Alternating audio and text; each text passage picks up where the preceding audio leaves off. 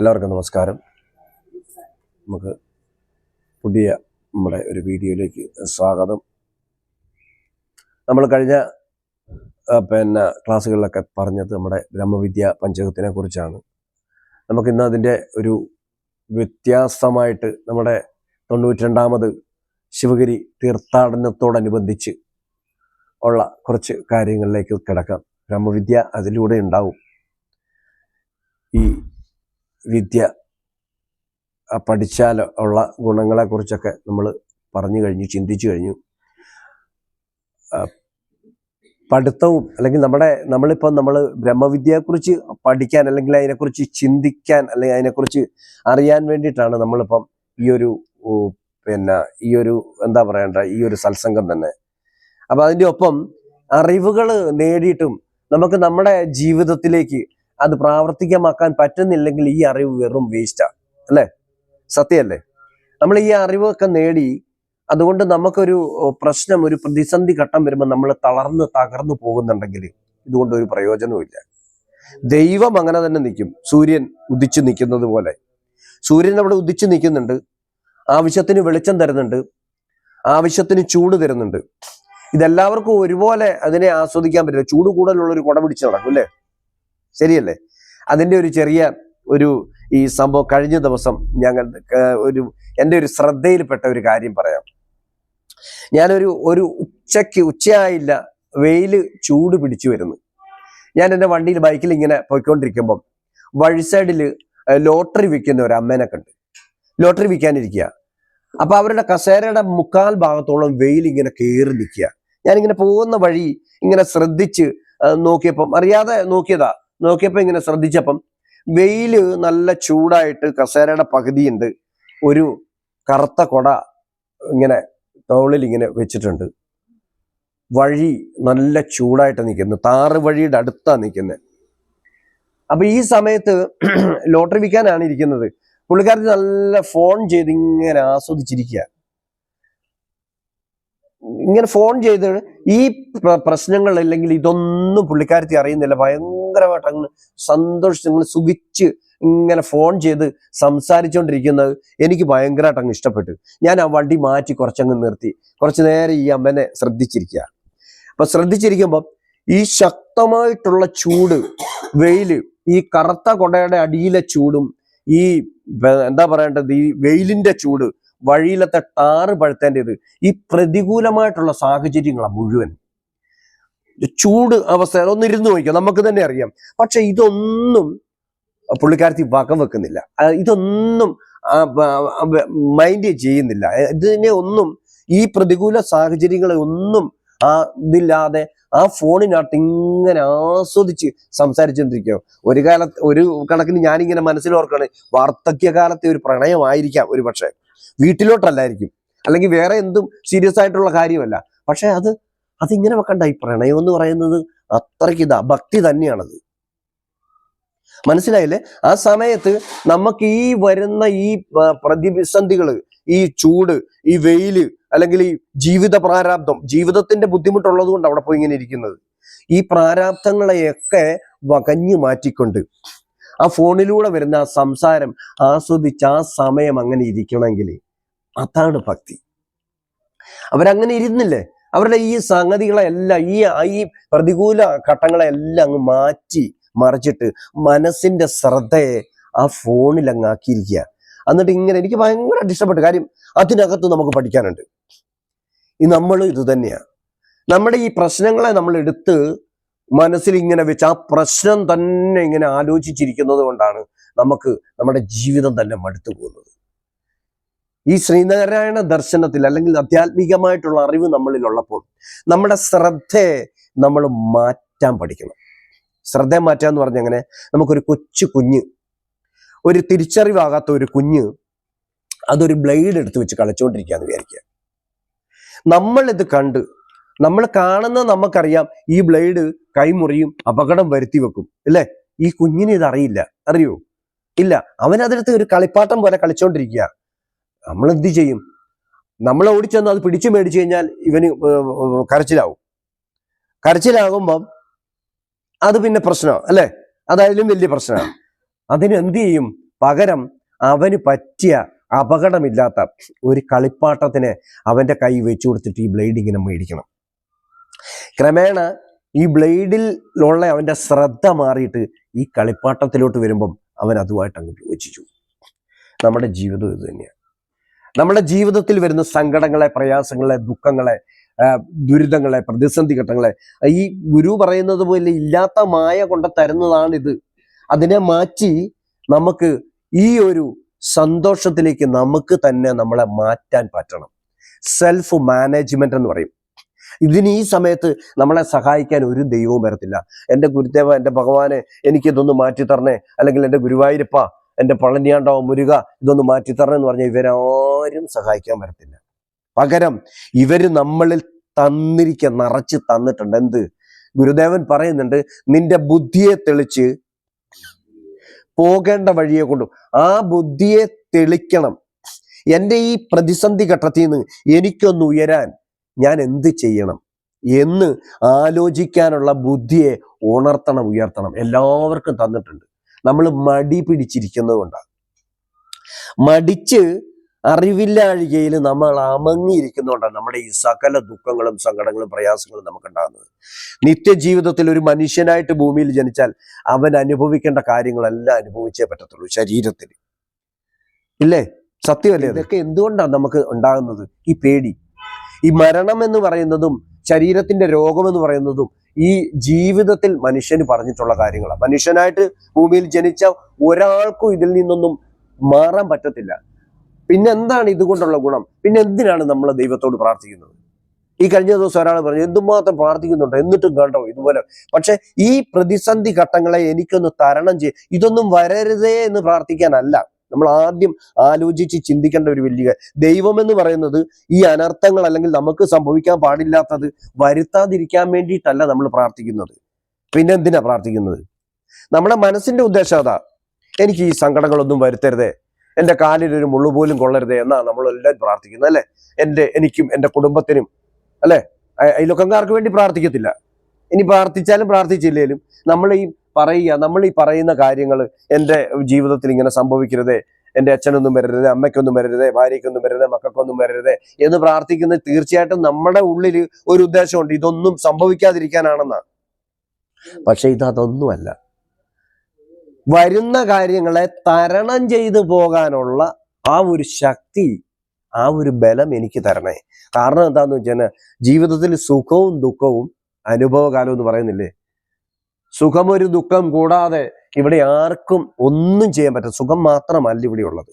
അതിനകത്ത് ജീവിതത്തിൽ ജനനമുണ്ട്, മരണമുണ്ട്, ദാരിദ്ര്യമുണ്ട്, രോഗമുണ്ട്, ഭയമുണ്ട്. ഇതെല്ലാം നമുക്ക് സംഭവിക്കുന്ന. പക്ഷെ ഇതിനെയൊക്കെ മറികടക്കാനുള്ള ഒരു വിദ്യയാണ് ശരിക്കും നമ്മൾ ഈ ശ്രീനാരായണ ഗുരുദേവന്റെ കൂടെ അതുപോലുള്ള ഗുരുക്കന്മാരുടെ കൂടെയൊക്കെ പോയി നിന്ന് നമുക്ക് പഠിച്ചാൽ കിട്ടുന്ന ഈ ആത്മബലം. ഞാൻ ഈ ഇരിക്കുന്ന ശരീരമാണ് എന്നുള്ള ചിന്തയിൽ ഇരിക്കുമ്പോഴാണ് എനിക്കിതെല്ലാം ഉണ്ടാകുന്നത്. പക്ഷെ നമുക്കൊന്നും അങ്ങനെ ജീവിക്കാൻ പറ്റത്തില്ല.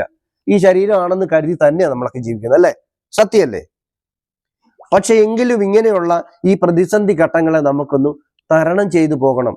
നമ്മൾ ആദ്യം പറഞ്ഞില്ലേ, ആ ഭയങ്കര ചൂടത്ത്, ആ വെയിലത്ത്, ആ സമയത്ത് അവിടെ നിന്ന് ഓടിപ്പോകണം, ഒരു മരത്തിന്റെ തണലിലേക്ക് പോകണമെന്ന് ആഗ്രഹിക്കാതെ അവിടെ നിന്ന് ഇങ്ങനെ ഫോൺ ചെയ്ത് ആ നല്ല സന്തോഷത്തിൽ ഇരിക്കുന്ന ആ അമ്മച്ചിയെ എനിക്ക് മറക്കാൻ പറ്റുന്നില്ല. കാരണം എന്താന്ന് വെച്ചാൽ അവരുടെ മനസ്സിന്റെ ശ്രദ്ധയെ പൂർണ്ണമായിട്ടും അവരെ കാതുകളിലേക്ക് കൊടുത്തു. ഇങ്ങനെ ഒരു പ്രത്യേകതയുള്ള ജീവിയാണ് നമ്മള് നമ്മുടെ അനുഭവങ്ങളെ ജീവിതത്തിൽ, ഇപ്പൊ മകന് കല്യാണം നടക്കുന്നില്ല, മകൾക്ക് കല്യാണം നടക്കുന്നില്ല, അല്ലെങ്കിൽ ജീവിതത്തിന്റെ പോരാഴി, എനിക്കൊരു വീടില്ല, എനിക്ക് മറ്റുള്ള അപര്യാപ്ത ഒത്തിരി കുഴപ്പങ്ങളുണ്ട്, എൻ്റെ ഭഗവാനെ എനിക്ക് അതൊക്കെ ഒന്നും ചെയ്തു തരുന്നില്ല. ഇത് തന്നെ നമ്മൾ ഓർത്തിരിക്കുക, ഇത് തന്നെ നമ്മൾ വിചാരിച്ചിരിക്കുക. ഇത് തന്നെ വിചാരിക്കുന്നതിനനുസരിച്ച് നമ്മളിൽ വളർച്ചയല്ല വരൾച്ചയാണ് ഉണ്ടാകുന്നത്. നമ്മുടെ മനസ്സ് അവിടെ മുരടിച്ച് നമുക്ക് ജീവിതത്തിനോട് തന്നെ ഒരു പ്രത്യാശയില്ലാതെ പോകും. അതുകൊണ്ട് എന്താ കാര്യം? ഒരു കാര്യവുമില്ല. നീ വിചാരപ്പെട്ടാൽ നിന്റെ നീളത്തിന്റെ ഒരു മുഴം കൂട്ടാൻ നിന്നെ കൊണ്ട് പറ്റുമെന്ന് ചോദിച്ച പോലെ നമ്മൾ വിചാരപ്പെട്ടാൽ പ്രത്യേകിച്ച് ഒന്നും നടക്കത്തില്ല. പിന്നെ എന്ത് ചെയ്യണം? ഞാൻ മുമ്പേ പറഞ്ഞതുപോലെ ഈ നാമസങ്കീർത്തനങ്ങൾ എപ്പോഴും നമ്മുടെ നാവിൽ നമുക്ക് ഉണ്ടാക്കാൻ പറ്റിയാൽ നമ്മൾ മറ്റുള്ള ചിന്തകളിൽ നിന്ന് നമുക്ക് അതിനകത്തുനിന്ന് ഊരിപ്പോരാൻ പറ്റും. ആ മറ്റുള്ള ചിന്തകളിൽ നിന്ന് നമുക്ക് ഊരി മാറി നമുക്ക് നമ്മളുടേതായിട്ടുള്ള ഒരു സ്ഥിതപ്രജ്ഞനായിട്ട് നമുക്ക് പതുക്കെ ക്രമേണ മാറാൻ പറ്റും. അങ്ങനെ മാറിയാലേ നമുക്ക് ഈ ജന്മം കൊണ്ട് ജീവിതം കൊണ്ട് നമുക്കൊരു സമാധാനം കിട്ടത്തുള്ളൂ. നമ്മൾ വിചാരപ്പെട്ട് കണ്ടമാനം ചിന്തിച്ച് അലഞ്ഞുന്ന ഒരു വിഷയം നമ്മുടെ വിചാരം കൊണ്ടൊന്നുമല്ല നടക്കുന്നത്. അത് നടന്നോളും. അതിൻ്റെതായിട്ടുള്ള സാഹചര്യങ്ങൾ സമയം വരുമ്പോൾ അതൊക്കെ റെഡി ആയിക്കോളും. നമുക്കതിനുള്ള മനസ്സൊരുക്കം കൂടെ വേണം. ഈ ജീവിതം നമുക്ക് ആസ്വദിച്ച് ജീവിക്കാൻ പറ്റണം. നാളെ വെള്ളപ്പൊക്കം ഉണ്ടാകുമെന്ന് പറഞ്ഞുകൊണ്ട് നമ്മൾ ഇപ്പോഴേ അതിനു വേണ്ടി തയ്യാറെടുക്കേണ്ട കാര്യമുണ്ടോ? ഇനി വേറൊരാൾ പറയുകയാണ് അടുത്ത ജന്മത്തിൽ നീ ഒരു നായാകും, നീ ഒരു പട്ടിയാകും എന്ന് പറഞ്ഞുകൊണ്ട് ഇപ്പോഴേ നമ്മളത് കുരയ്ക്കാൻ പഠിക്കണം. നമ്മൾ ചിന്തിച്ചുകൊണ്ടിരിക്കുന്നതാ. ഇപ്പോഴത്തെ ഈ ഒരു സമയത്തിനെ കുറിച്ചല്ല നമ്മൾ ആലോചിക്കുന്നത്, നമ്മൾ വരാൻ പോകുന്നതിനെ കുറിച്ചാ, അല്ലേ? അല്ലെങ്കിൽ കഴിഞ്ഞ കാര്യങ്ങളെ കുറിച്ചാ. നമ്മുടെ ജീവിതം അങ്ങനെയല്ലേ? അതാ ഗുരു പ്രത്യേകം ദൈവദശകത്തിൽ പറയുന്നുണ്ട്. എന്താണ്? ഭൂതവും ഭാവിയും വേറെയല്ല എന്ന് പറഞ്ഞാൽ എന്താ? ഈ ഭൂതം എന്ന് പറയുന്നതും ഭാവി എന്ന് പറയുന്നതും വേറെയല്ല.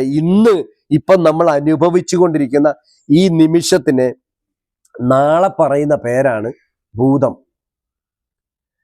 ഈ ഒരു നിമിഷത്തിനെ, ഇല്ലെങ്കിൽ ഇന്നത്തെ ഒരു പ്രാർത്ഥനയെ, ഇന്നത്തെ ഒരു സത്സംഗത്തിനെ ഇന്നലെ നമ്മൾ പറയുന്നതാണ് ഭാവി. ഇത് നമ്മളിൽ നിന്ന് വേറെയില്ല. പക്ഷെ ഈ ഭൂതവും ഭാവിയും നമ്മൾ ഓർക്കുന്നത് കൊണ്ട് ഈ വർത്തമാനകാലം ഇപ്പം നമുക്ക് അനുഭവിച്ചുകൊണ്ടിരിക്കുന്നതിനെ നമുക്ക് ആസ്വദിക്കാൻ പറ്റുന്നില്ല. അതാണ് നമ്മുടെ ഏറ്റവും വലിയൊരു കുറവ്. ഞാൻ പറയുന്നത് നിങ്ങൾക്ക് മനസ്സിലാവുന്നുണ്ടോ? ഭൂതവും ഭാവിയും വേറെയല്ല എന്ന് പറഞ്ഞാൽ ഇപ്പം നമ്മൾ ഇരിക്കുന്ന ഈ ഒരു നിമിഷം മാത്രമേ യഥാർത്ഥത്തിൽ നമ്മുടെ ഉള്ളിലുള്ളൂ. ഈ ഒരു നിമിഷത്തിന്, ഈ ഒരു സാഹചര്യത്തിന് നാളെ പറയുന്ന പേരാണ് ഭൂതം. ഈ ഒരു സാഹചര്യത്തിന് ഇന്നലെ നമ്മൾ പറയുകയാണെങ്കിൽ അതിൻ്റെ പറയുന്ന പേരാണ് ഭാവി. അപ്പൊ ഈ ഭൂതമെന്നും ഭാവിയെന്നും പറഞ്ഞുകൊണ്ട് വേറെ വേറെ ഇല്ല. ഈ ഇരിക്കുന്ന സമയമുള്ളൂ കുഞ്ഞെ. അതുകൊണ്ട് നീ ഇപ്പം അനുഭവിച്ചു കൊണ്ടിരിക്കുന്ന ഈ ജീവിതം സന്തോഷത്തോടെ ആസ്വദിച്ച് ജീവിക്കുമെന്നാ ഗുരു നമ്മളോട് പറഞ്ഞു തന്നത്. നമുക്ക് മനസ്സിലായോ? ഇല്ല. നമ്മൾ എന്നും ചെല്ലുന്നുണ്ട്, പക്ഷെ നമുക്ക് മനസ്സിലാകുന്നില്ല. ദൈവദശകം എന്നും ചെല്ലുന്നുണ്ട്, നമുക്ക് മനസ്സിലാകുന്നില്ല. മനസ്സിലാകാത്ത എന്തുകൊണ്ടാ? ബുദ്ധി ഇല്ലാഞ്ഞിട്ടല്ല, നമ്മൾ അതിൽ ശ്രദ്ധ കൊടുക്കുന്നില്ല. പ്രാർത്ഥിക്കുന്ന സമയത്തും നമ്മുടെ ശ്രദ്ധ വേറെ എവിടേക്കോ അറിവില്ലാഴികയിലൂടെ, അതായത് ധർമ്മം, നമ്മൾ ധരിച്ചു വെച്ചിരിക്കുന്ന വിചാരങ്ങൾ, അതാണ് ധർമ്മം. നമ്മൾ ധരിച്ചു വെച്ചിരിക്കുന്ന കുറച്ച് ചിന്തകളുണ്ട്. ഞാൻ പ്രാർത്ഥിച്ച ഉടനെ, ഞാൻ വഴിപാട് നടത്തിയ ഉടനെ എൻ്റെ പ്രശ്നത്തിന് എൻ്റെ ദൈവം പരിഹാരം തരും. അത് നല്ലതാ, വിശ്വാസം നല്ലതാ. പക്ഷെ അതിനകത്ത് കുറച്ച് യുക്തി വിചാരം കൂടെ ചെയ്യണം നമ്മൾ പഠിക്കുന്നവര്. ഒരല്ലാതെ വരുന്ന ഒരു ഭക്തന്, ഒരു അമ്പല ഭക്തന് അല്ലെങ്കിൽ ക്ഷേത്ര ഭക്തന് വന്നിട്ട് അമ്പലത്തിൽ നിന്ന് തൊഴുതിട്ട് അവന്റെ കാര്യങ്ങളൊക്കെ പറഞ്ഞിച്ചു പോകാം. പക്ഷെ നമ്മൾ അങ്ങനല്ല. ശ്രീനാരായണ ഗുരുദേവന്റെ മക്കള് ശിഷ്യരാകുമ്പോൾ കുറച്ചൊക്കെ അറിവ് നമുക്കുണ്ടാകണം. എങ്ങനെ? നമ്മൾ പോകുന്ന വഴിക്ക് ഒരാൾ നമ്മളെ കണ്ടമാനം ചീത്ത പറഞ്ഞു, അല്ലെങ്കിൽ വഴക്ക് പറഞ്ഞു, അല്ലെങ്കിൽ നമുക്ക് സഹിക്കാൻ പറ്റാത്ത കാര്യങ്ങളൊക്കെ പറയുമ്പോൾ തിരിഞ്ഞു നിന്നേച്ച് അവൻ പറയുന്നതിനനുസരിച്ച് അല്ലെങ്കിൽ അവള് പറയുന്നതിനനുസരിച്ച് തിരിച്ചു പറയുമ്പോൾ നമ്മൾ ഗുരുവിന്റെ ശിഷ്യരല്ല, ഗുരുവിന്റെ മക്കളല്ല. ഗുരു പറയുന്നത് എന്താണ്? അറിവില്ലാഴികയാണ് അവർ പറയുന്നത്. അതുകൊണ്ട് അവരോട് ക്ഷമിക്കണം. ആര്? അറിവുള്ളവൻ. നമ്മൾ പോകുന്ന വഴിക്ക് ഒരു നായ നിന്ന്, പട്ടി നിന്ന് നമ്മളോട് വല്ലാതെ കുരയ്ക്കുകയാണെങ്കിൽ തിരിച്ച് അവിടെ നിന്ന് അതേപോലെ തന്നെ നമ്മൾ പ്രതികരിച്ചാൽ നമ്മളും ആ നായയും ആ പട്ടിയും തമ്മിലുള്ള വ്യത്യാസം എന്താണ്? അപ്പൊ നമുക്കൊരു വ്യത്യാസമുണ്ട് എന്ന് നമുക്ക് തോന്നണമെങ്കിൽ നമ്മുടെ ഉള്ളിൽ എന്തുണ്ടാകണം? അറിവുണ്ടാകണം. ഈ അറിവ് നമ്മുടെ ജീവിതത്തിൽ നമുക്ക് പ്രയോജനകരമാവുകയും ചെയ്യണം. നമ്മുടെ ജീവിതത്തിന്റെ പ്രതിസന്ധി ഘട്ടങ്ങളിൽ നമുക്ക് നമ്മുടെ ഈ അറിവിനെ പ്രയോജനമാക്കണം. സങ്കടങ്ങൾ വരുമ്പം, പ്രശ്നങ്ങൾ വരുമ്പം നമ്മളെ തന്നെ പറഞ്ഞ് മെയിൻറ്റെയിൻ ചെയ്യാൻ പറ്റണം. മനസ്സിലായില്ലേ? നമ്മൾ ഉപയോഗിക്കുന്ന, നമ്മൾ കയറി പോകുന്ന നമ്മുടെ വാഹനം, വണ്ടി, അതിൻ്റെ കേടുപാടുകൾ തീർക്കാനുള്ള വിദ്യ നമുക്കറിയാമെങ്കിൽ ഏത് കാട്ടിൽ പോകുന്നതിനും നമുക്ക് ഒരു പ്രശ്നമില്ല. ഇടയ്ക്ക് വെച്ച് എന്തെങ്കിലും ബ്രേക്ക് ഡൗൺ ആയാൽ നമുക്ക് തന്നെ ശരിയാക്കാമല്ലോ, അല്ലേ? ശരിയല്ലേ? ആ പേടി നമ്മുടെ മാറും. ഇതുപോലെ നമ്മുടെ ജീവിതത്തിനെ കുറിച്ച് തന്നെ, നമ്മളെക്കുറിച്ച് നമുക്കൊരറിവുണ്ടെങ്കിൽ നമുക്ക് ജീവിതയാത്ര, ഇതൊരു യാത്രയാണ്. ഈ ദേഹത്തിന്റെ യാത്ര ഏത്? അതിനാ ജീവിതം എന്ന് പറയുന്നത്. അതെന്താണ്? അതിനകത്ത് ഭാര്യയുടെ റോൾ എന്താണ്? ഭർത്താവിന്റെ റോൾ എന്താണ്? മക്കളുടെ റോൾ എന്താണ്? അങ്ങനെ നമുക്ക് തന്നെ സെൽഫ് ഒരു മാനേജ്മെന്റ് ഉണ്ടാവും. ഓടി നമ്മളൊരു ജ്യോത്സ്യന്റെ അടുത്തോട്ട്. സമാധാനം നമ്മുടെ കയ്യിലുണ്ടെന്നുള്ളതാണ് ഞാൻ പറഞ്ഞതിന്റെ ചുരുക്കം. നമുക്ക് അസ്വസ്ഥതയും സമാധാനവും ഇപ്പം നമ്മളിൽ ഉണ്ടെങ്കിൽ അതിന്റെ അർത്ഥം ഗുരു നമ്മളിൽ വന്നിട്ടില്ല. ഗുരുവിനെ പുറമേ നമ്മൾ തൊഴുതു പോകുന്നേ ഉള്ളൂ. ആ ഗുരു നമ്മുടെ ഉള്ളിൽ വന്ന് ഗുരുവായിട്ട് പ്രവർത്തിക്കണം. അതിനെല്ലാവർക്കും ശ്രീനാരായണ ഗുരുദേവൻ മനസ്സിന്റെ വാതിൽ തുറന്നിട്ടിരിക്കുക. ബൈബിളിൽ വെളിപാട് പുസ്തകത്തിൽ ഒരു കാര്യം പറയുന്നുള്ളൂ, ഞാൻ വാതുക്കൽ നിന്ന് മുട്ടുന്നു, ആരെങ്കിലും എൻ്റെ ശബ്ദം കേട്ട് വാതിൽ തുറന്നാൽ ഞാൻ അവനോട് കൂടെ അത്താഴം കഴിക്കും എന്ന് പറയുന്നുണ്ട്. അതൊരു വചനമാണ്. ഇത് തന്നെയാണ് ഗുരു. സെയിം മനസ്സിന്റെ വാതിലിൽ ഭഗവാൻ നമ്മളോട് ഇങ്ങനെ മുട്ടി നിൽക്കുന്നുണ്ട്, നമ്മളൊന്ന് തുറക്കുന്നില്ല. ആ മനസ്സിന്റെ വാതിലൊന്ന് തുറന്നു കൊടുത്താൽ ഭഗവാൻ നമ്മുടെ ഉള്ളിൽ വന്നു കഴിഞ്ഞാൽ ഉള്ള ഗുണം എന്താണ്? ഇതൊരു സങ്കല്പ, ഞാൻ പറയുന്ന ഒരു സങ്കല്പ. മനസ്സിന്റെ വാതിൽ എന്ന് പറയുന്നത് എന്താണെന്നറിയോ? നമ്മുടെ ചിന്തകളാ. ആ ചിന്തകളിൽ ഗുരു ഉണ്ടാകണം, ആ ചിന്തകളിൽ ഭഗവാൻ ഉണ്ടാകണം. ആ ചിന്തകളിൽ ഭഗവാൻ ഉണ്ടാകുമെന്ന് പറഞ്ഞാൽ ഊണിലും ഉറക്കത്തിലും എല്ലായ്പ്പോഴും ഇടവിടാതെ എന്ന് പറഞ്ഞാൽ അതിന്റെ അർത്ഥം ഒരു സാമ്പ്രാണിത്തിരിയും വിളക്കും കത്തിച്ചു വെച്ചപ്പോഴും ഓം ശ്രീ നാരായണ പരമഗുരുവേ, ഓം ശ്രീ നാരായണ പരമഗുരുവേ എന്ന് പറഞ്ഞുകൊണ്ട് ഇങ്ങനെ മന്ത്രം ചൊല്ലിയിരിക്കണമെന്നല്ല ഞാൻ പറഞ്ഞത്. നമ്മുടെ ദൈനംദിന പ്രവർത്തികളിൽ കർമ്മങ്ങളിലൊക്കെ ഭഗവാൻ കൂട്ടരുണ്ടാകണം. അപ്പൊ അത് വളരെ ഈസി ആയിട്ട് പോകും. ഞാൻ എൻ്റെ ജീവിത അനുഭവത്തിലൂടെയാണ് ഞാൻ ഈ കാര്യങ്ങളൊക്കെ നിങ്ങളോട് പറയുന്നത്. ഞാനൊരു പുസ്തകത്തിൽ നിന്ന് ഒരുപാട് പുസ്തകങ്ങൾ വായിക്കുന്നുണ്ട്. ആ പുസ്തകത്തിൽ നിന്ന് കിട്ടുന്ന ഒരു അറിവൊന്നുമല്ല ഞാൻ പറയുന്നത്. എൻ്റെ സ്വന്തം ജീവിതത്തിൽ ഞാൻ പ്രാവർത്തികമാക്കിയിട്ട് ഞാൻ അതിനകത്തൂടെ സന്തോഷിച്ച് അതിൻ്റെ ഒരു അനുഭൂതി ഞാൻ ആസ്വദിക്കുന്നത് കൊണ്ട് ആണ് ഞാനിത് പറയുന്നത്. മുമ്പേ ഞാൻ പറഞ്ഞില്ലേ, ഗുരുദേവ കൃതികൾ നമ്മളൊരു പ്രാർത്ഥനയുടെ രീതിയിൽ ഒരു പ്രാർത്ഥിക്കുന്ന ആ അവസ്ഥയിൽ നമ്മൾ ചൊല്ലിക്കൊണ്ടിരുന്നാൽ അതൊരു പ്രാർത്ഥനാന്തരീക്ഷമാവും.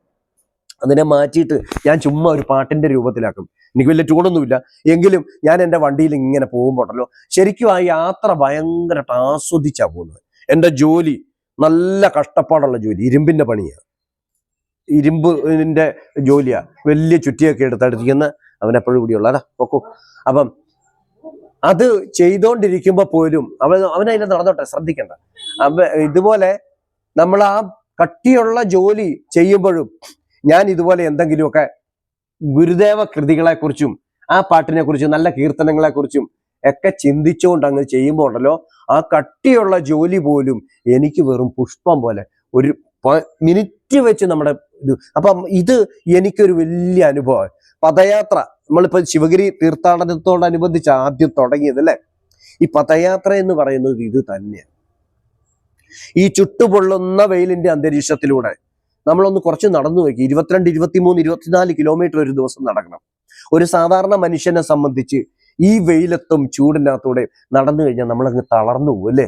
പക്ഷേ നമ്മൾ ഈ നല്ല പാട്ടും നല്ല നാമസങ്കീർത്തനങ്ങളും നല്ല മന്ത്രങ്ങളും ഈ ഓം ശ്രീനാരായണ പരമ, ഓം നമോ നാരായണായ ഇതൊക്കെ ചൊല്ലി ചൊല്ലി ചൊല്ലി നമ്മൾ പോകുമ്പോൾ ഉണ്ടല്ലോ നമ്മളിത് അറിയുന്നില്ല. നമ്മൾ ചെല്ലുന്ന ഓരോ വഴിയും നമ്മൾ അറിയുന്നില്ലെന്നുള്ളതാണ് സത്യം. നമ്മൾ അറിയാതെ പോകുന്നത് എന്തുകൊണ്ടാണ്? നമ്മുടെ മനസ്സിൽ മുഴുവൻ ഈ പ്രാർത്ഥനയും മന്ത്രങ്ങളും. അത് 6 ദിവസം നിരന്തരമായിട്ട് നമുക്ക് കിട്ടുമ്പോൾ ഉണ്ടല്ലോ നമ്മൾ സ്വർഗത്തിൽ നിൽക്കുന്ന ഒരു പ്രതീതിയാണ്. ആ ചുറ്റുപാടും ഭയങ്കരമായിട്ടുള്ള പ്രതികൂല സാഹചര്യത്തിലാണെങ്കിലും ഉണ്ടല്ലോ നമ്മൾ ഭയങ്കരമായിട്ട് ആ ഒരു ടെക്നിക്ക് എനിക്ക് ആദ്യത്തെ 2ാമത്തെ പദയാത്രയ്ക്ക് പോകുമ്പോഴേ എനിക്ക് മനസ്സിലായി. ഭയങ്കര കാലിന് വേദന, കാലൊക്കെ ഇങ്ങനെ കൊമള കുത്തി വരും. ഈ കൊമള എന്ന് പറയുന്നത് ഈ വലിയത് കാണാൻ പറ്റും. പക്ഷെ എന്നാലും ചാടി ചാടിയാണേലും നല്ല പാട്ടും പ്രാർത്ഥനയൊക്കെ അങ്ങോട്ട് ചെന്ന് കഴിയുമ്പോഴല്ലോ നമ്മൾ അറിയാതെ പോകുക. ഇത് തന്നെയാണ് നമ്മുടെ ജീവിതവും. അപ്പൊ ഞാൻ ഓർക്കുവാണ് ഈ ജീവിതമാകുന്ന ഈ വെയിൽ, ഈ പ്രതിസന്ധി ഘട്ടങ്ങൾ ഒന്ന് കടന്നു പോകാൻ ഞാൻ അങ്ങനെയാണ് ഗുരുദേവനെ എൻ്റെ മനസ്സിലേക്ക് സ്വീകരിച്ച് ഞാൻ ഓരോ നിമിഷവും ഇങ്ങനെ ഈ ഓരോ കൃതികൾ, അന്നാദ്യം വലിയതായിട്ട് കൃതികളൊന്നും അറിയത്തില്ലെങ്കിൽ ഒരു ട്യൂണൊക്കെ ഉണ്ടാക്കി ഇങ്ങനെ പാടി, ഒന്നായ മാമതി നിന്നായിരം ത്രിപുടി, അങ്ങനെയായി. പിന്നെ പ്രാർത്ഥനകൾ, പിന്നെ ഒരു കാലത്ത് എനിക്ക് മരണപ്രാർത്ഥന, നമ്മളെ എന്താ അതിന്റെ പേര്, നമ്മള് ഒരുന്നില്ലൊന്നുമേ ഞങ്ങൾ എന്നൊക്കെയുള്ള ഇതില്ലേ, ആ പ്രാർത്ഥന എനിക്ക് ഭയങ്കര ഇഷ്ടമാണ്. അങ്ങനെ ആ പ്രാർത്ഥന അങ്ങ് ഞാൻ പഠിച്ചു. അങ്ങനെ ആ പ്രാർത്ഥന ഇങ്ങനെ പഠിച്ച് ഞാനിങ്ങനെ വണ്ടിയിലൊക്കെ പോകുമ്പോൾ ഇങ്ങനെ ചൊല്ലിക്കൊണ്ടിരിക്കും. ഒരു ദിവസം അന്ന് കുറിച്ചില്ല, വർക്ക്ഷോപ്പ് അടച്ചേച്ച് ഞാൻ തിരിച്ച് വന്ന് രാത്രി ഒരു 9:30 ആയി. പ്രൈവറ്റ് വണ്ടിയുടെ സമയമൊക്കെ കഴിഞ്ഞെന്ന് തോന്നുന്നു. ഞാനിങ്ങനെ വരുമ്പം ഒരു കുറിച്ചി ഇപ്പുറത്ത് ഒരു സ്റ്റോപ്പിൽ ഒരാളെ കൈ നീട്ടി വണ്ടിയെ കൈ നീട്ടി ഞാൻ പറഞ്ഞു അതിനെ കയറിക്കോളാൻ പറഞ്ഞു. കയറിയപ്പോൾ ഞാൻ പ്രാർത്ഥന പകുതിയാക്കി വെച്ചിരിക്കല്ലേ. ആ പ്രാർത്ഥന ഞാനിങ്ങനെ ബാക്കി ചൊല്ലിക്കൊണ്ടിരിക്കും. ഒരു നെല്ലൊന്നുമേ ഞങ്ങൾ പോയാൾക്കുള്ള ഗതാഗതം എന്ന് പറഞ്ഞു. ഈ പുള്ളിക്ക് ഇത് മനസ്സിലായി എന്തോ മതി, ഇതെന്തിനാ ഇപ്പൊ ഇത് ചൊല്ലുന്നു എന്നോട് ചോദിച്ചു. അല്ല ഞാൻ പറഞ്ഞു ഞാനൊരു പ്രാർത്ഥനക്കാരനാ, ഞാനിങ്ങനെ ആ ചൊല്ലി വന്നപ്പം അതിന്റെ ബാക്കിയായിട്ട് ഞാൻ ചൊല്ലിയെന്നുള്ളതേ ഉള്ളൂ, കുഴപ്പമില്ലെന്ന് പറഞ്ഞു. അപ്പൊ ഇങ്ങനെ എന്നോട് പറഞ്ഞ് എനിക്ക് കോട്ടയത്തിന് പോകാനുള്ള, അപ്പൊ ഞാൻ പറഞ്ഞു ചേട്ടാ ഞാൻ മറിയപ്പള്ളി വരെ ഉള്ളൂ, കുഴപ്പമില്ല മറിയപ്പള്ളിയിൽ ഇറക്കിയാൽ മതി എന്ന് പറഞ്ഞു. ചുരുക്കി പറഞ്ഞ എന്റെ പ്രാർത്ഥനയുടെ ആ ശക്തി കൊണ്ട് ഈ പുള്ളി തൊട്ടപ്പുറത്തെ സ്റ്റോപ്പിൽ എന്നോട് പറഞ്ഞു ഇവിടെ നിർത്തിയത് ഞാൻ ഇവിടെ ഇറങ്ങിക്കോളാം എന്ന് പറഞ്ഞു. അങ്ങനെ ഇറങ്ങിപ്പോയൊരു കാര്യമുണ്ട്. കാര്യം എന്താണെന്ന് വെച്ച് കഴിഞ്ഞാൽ ഇതാണ് ഈ പ്രാർത്ഥന എന്ന് പറയുന്നത്. അത് എനിക്കൊരു ഭയങ്കര ലഹരിയാ, ഹരവാ. അതിനകത്ത് മരണ വീട്ടിൽ പ്രാർത്ഥിക്കുന്ന പ്രാർത്ഥന എന്നുള്ളതല്ല, ഞാൻ ദൈവത്തിനോടാണ് പ്രാർത്ഥിക്കുന്നത്. മരണ വീട്ടിൽ ഒരു ദൈവത്തിനോടും കല്യാണ വീട്ടിൽ വേറൊരു ദൈവത്തിനോടും, നമുക്ക് വേറെ സന്തോഷം ഉണ്ടാകുമ്പോൾ വേറൊരു ദൈവത്തിനോടും അല്ലല്ലോ പ്രാർത്ഥിക്കുന്നത്. എപ്പോഴും നമ്മൾ പ്രാർത്ഥിക്കുന്ന ആ മരണപ്രാർത്ഥനയുടെ വരികളുടെ ഇടയിൽ ഉറങ്ങിക്കിടക്കുന്ന ഭയങ്കരമായിട്ടുള്ള അർത്ഥങ്ങൾ, ആ അർത്ഥവിചാരത്തിലൂടെ നമ്മളൊന്ന് കടന്നു ചെല്ലുമ്പോൾ അതും ഒരു ആസ്വാദനമാകും. ഞാൻ പറഞ്ഞതിൻ്റെ കാര്യം, ദുഃഖപൂർണമായിരിക്കുന്ന നമ്മുടെ ജീവിതത്തിനെ സുഖമാക്കാൻ പറ്റും നമ്മൾ വിചാരിച്ച. നമ്മുടെ മനസ്സ് ഒന്ന് ഉണരണം, മനസ്സ് ഒന്ന് ഉയർത്തണം. അതിന് നമുക്ക് മാത്രമേ പറ്റത്തുള്ളൂ. എത്ര സ്നേഹമുള്ള ഭർത്താവാണെങ്കിലും ആ ഭാര്യയുടെ മനസ്സിനെ ഒന്ന് ഉയർത്താൻ പറ്റത്തില്ല. നിന്റെ മനസ്സ് ഒന്ന് ഉണരടി എന്ന് പറഞ്ഞുകൊണ്ട് ഉണർത്താൻ പറ്റത്തില്ല. തിരിച്ചും അതുപോലെ തന്നെ, അവരവരുടെ മാത്രം. അതുകൊണ്ട് ഒരു ശരീരത്തിന് ഒരാത്മാവ് തന്ന് നമുക്ക് ഭൂമിയിലോട്ട് വിട്ടിരിക്കുന്ന അതിനെ സ്വയം ഉയർത്തി ഉയർത്തി ഉയർത്തി അതിനെ ഏറ്റവും പരമാവധി പാരമ്യത്തിൽ എത്തിക്കാൻ പറ്റുമോ ആ മനുഷ്യനാണ്, ആ സ്ത്രീയാണ്, ആ പുരുഷനാണ് സുകൃതി. മനസ്സിലായോ? അതിന് ദൈവം അല്ലെങ്കിൽ ഗുരു നമുക്ക് കൂട്ട്. ദൈവമല്ല ഗുരു. ദൈവം എന്ന് പറയുന്നത് ഒരു സ്ഥലത്തിരുന്നുകൊണ്ട് നമ്മുടെ ആവശ്യത്തിന് തഥാസ്തു എന്ന് പറഞ്ഞുകൊണ്ട് ഇങ്ങനെ അനുഗ്രഹം തന്നുകൊണ്ടിരിക്കത്തൊന്നുമില്ല. ജീവിതത്തിൽ ഒരു മനുഷ്യന്റെ ശരീരത്തോടുകൂടി ഭൂമിയിൽ വന്നാൽ അത് ദൈവങ്ങളായിട്ട് അല്ലെ അവതാരങ്ങളായിട്ട് ഭൂമിയിൽ ജനിച്ചവർക്ക് പോലും ഈ ദുഃഖസാഗരത്തിൽ നിന്ന് പോകാൻ ഒത്തിട്ടില്ല. ഞാൻ എപ്പോഴും പറയുന്ന പോലെ ശ്രീരാമചന്ദ്രൻ 14 വർഷം വനത്തിലൂടെ നടന്നത്. അദ്ദേഹം കരഞ്ഞോണ്ടല്ല നടന്നത്, ആസ്വദിച്ചോണ്ടാണ് നടന്നത്. മരവുരി ഉടുത്തത് നല്ല പട്ടുവസ്ത്രം ഉടുക്കുന്ന ആ ലാഘവത്തോടെയാണ്. അപ്പൊ ഇത് സാധിക്കണമെങ്കിൽ മനസ്സിന് വളർച്ച ഉണ്ടാകണം, മനസ്സിന് വലിപ്പം ഉണ്ടാകണം. ആ മനസ്സിന് വലിപ്പം ഉണ്ടാക്കുന്ന കാര്യം തന്നെയാണ് മനസ്സിന് വലിപ്പം ഉണ്ടെങ്കിൽ മാത്രമേ ബ്രഹ്മവിദ്യ അതിൻ്റെ ഉള്ളിൽ വരത്തുള്ളൂ. ഈ ബ്രഹ്മവിദ്യ നമ്മുടെ ഉള്ളിൽ, ബ്രഹ്മവിദ്യ എന്ന് പറയുന്നത് എന്താണ്? ഈശ്വരനെ കുറിച്ചുള്ള അറിവ്. നമ്മുടെ സമയം ഒരുപാട് പോയല്ലേ. അപ്പം നമുക്ക് ഇന്നത്തെ നമ്മുടെ സത്സംഗം നമുക്ക് അടുത്ത ക്ലാസ്സിലേക്ക് ആക്കാം. ബാക്കി കാര്യങ്ങൾ നമുക്ക് അടുത്ത ക്ലാസ്സിൽ പറയാം. അപ്പം ഇന്നത്തെ സമയം നമുക്ക് അതിക്രമിച്ചത് കൊണ്ട് നമുക്ക് തൽക്കാലം വിരമിക്കാം. പിന്നെ ഒരു കാര്യം, നമ്മൾ ആദ്യം തുടക്കത്തിൽ പറഞ്ഞ പോലെ അഹങ്കാരം എന്ന് പറയുന്ന ആ ഒരു കാര്യത്തിനെ നമ്മൾ മനഃപൂർവ്വം മാറ്റി നിർത്തണം. കാരണം അഹങ്കരിക്കാൻ ഒന്നുമില്ല. ഏത് സമയത്ത് വേണേലും ഈ ശ്വാസം നിലച്ചു പോകാം. ഈ ശ്വാസം നിലച്ചു പോയാൽ ഈ ശരീരത്തിൻ്റെതായിട്ടുള്ള പ്രഭാവങ്ങളൊന്നും പിന്നില്ല, അവിടെ തീർന്നു. എത്ര വലിയ ഗായകനാണേലും, എത്ര വലിയ കലാകാരനാണേലും, എത്ര വലിയ സൗന്ദര്യമുള്ളവനാണേലും അതെല്ലാം അവിടെ തീർന്നു. പക്ഷെ നാം മരിക്കുന്നില്ല എന്നുള്ളതാണ് യഥാർത്ഥത്തിലുള്ള സത്യം. ആ ആത്മവിചാരം, ആത്മബോധം നമ്മളിൽ എപ്പോഴും ഉണ്ടാകട്ടെ. ഭഗവാൻ ശ്രീനാരായണ ഗുരുദേവൻ എല്ലാവരെയും അനുഗ്രഹിക്കട്ടെ എന്ന് പറഞ്ഞുകൊണ്ട് ഇന്നത്തെ സത്സംഗം നമുക്ക് സമാപിക്കാം.